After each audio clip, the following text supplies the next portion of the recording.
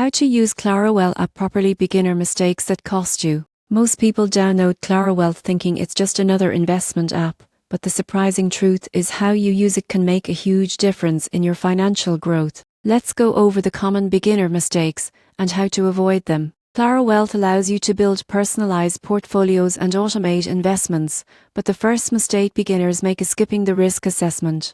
The app uses your answers to tailor portfolios, so inaccurate inputs can lead to mismatched risk exposure. Be honest about your goals and comfort level. The second mistake is ignoring portfolio diversification. Many users focus on one sector or a few assets, thinking high returns will come fast. Spreading investments across stocks, ETFs, and other instruments reduces risk while maintaining growth potential. Another error is neglecting automation. Clara Wealth offers recurring contributions, but some beginners prefer manual deposits. Missing automated investing means missing the power of compounding over time.